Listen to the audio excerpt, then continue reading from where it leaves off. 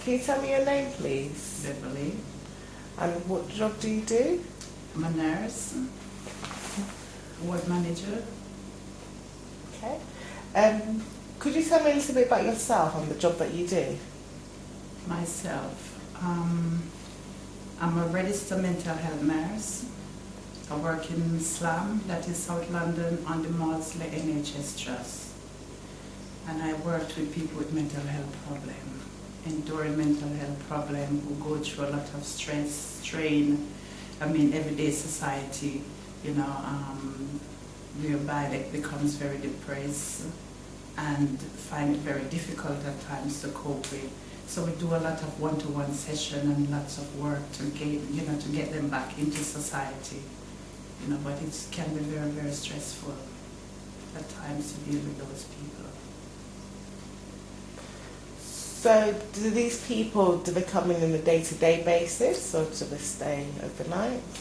It varies with the individual. Sometimes you may have people who have problems whereby they probably go out, especially at the weekend, and they probably drink a lot and create a lot of problem, and whereby they may come in for just one night and they go. But my job is, I do more like a rehabilitation.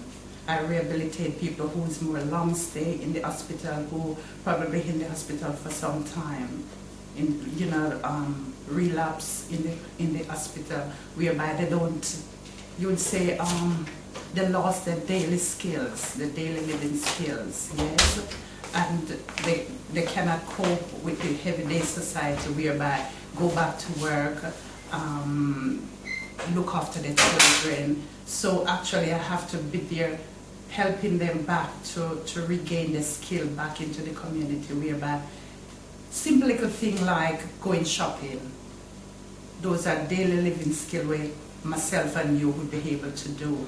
They find it extremely difficult because of the illness that they have. So you have to really retrain them again to how to go back to shopping, to buy the daily little thing like food, etc., etc.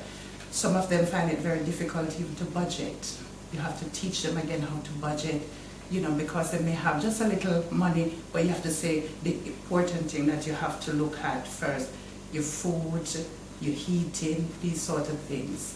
Some of them may find it very difficult to mix, to integrate with people, so you have to try to teach them social skill, whereby they gain the little skills back to mix with people, to socialize with people. So those are the tasks that we have to really reteach them to go back into the community to live. So it can be very stressful at times. Why did you decide to do this job? Why did I try why do I choose to go to this job is because I find back home we have quite a lot of people who suffer with mental health problems, and I didn't see whereby people have time to spend with these individual people. So what I choose now, when I came into nursing, I said, I find I was able to deal with people with mental health in a little bit of way, because I see what it was like back home in my country where I come from, whereby people didn't have time, they just sort of write them off. And I think that people in today's society, there's more to them more than people just write them off. So spend more time to sort of get to know why they became ill, because myself and you, any one of us can become ill at any time because of today's society. It's very, very stressful. You have children, you don't have that family network to help you. So those sort of things. And I said, you know what, that is avenue that I really want to go in, because I felt as if I have more to do to help with these people to regain their skill back into society.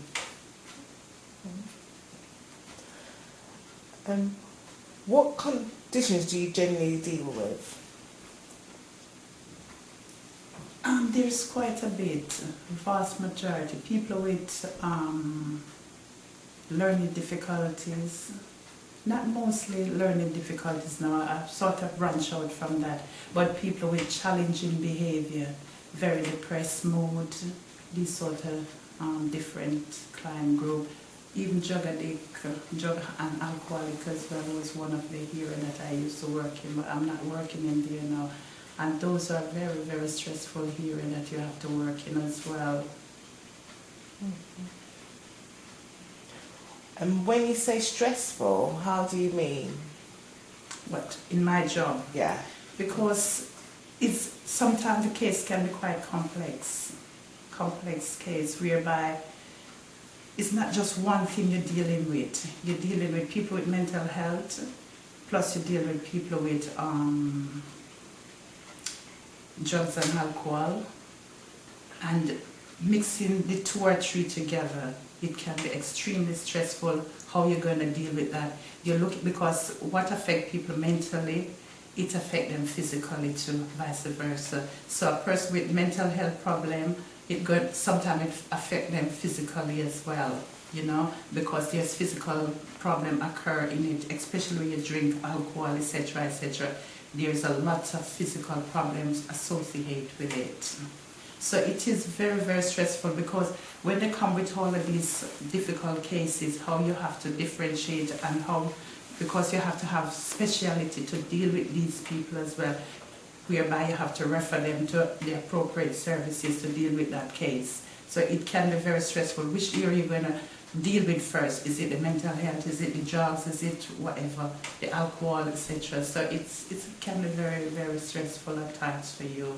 And you're working into an environment whereby there's not enough resources out there for you to work with. That put a lot of pressure on us itself, because you have one person working like 2 and 3 person job.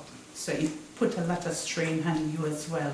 And whereby you have to prioritize the important thing, which way all of them are important, but sometimes because the resources is not there, you have to say, right, this is the only one I can deal with right now.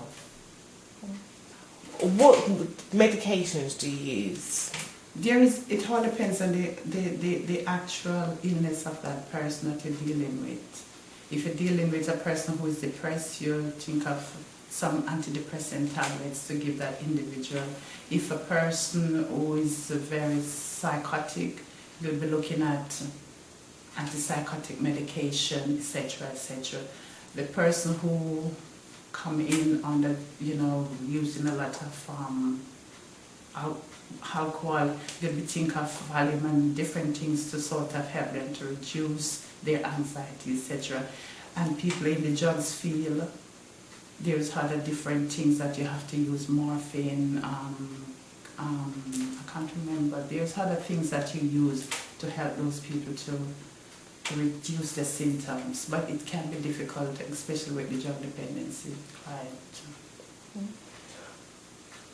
And then you have the speciality as well, area where they do a lot of one-to-ones, because sometimes it's more psychologically, whereby they want somebody to sit down, and it's a lot of group whereby it's there for them to help them.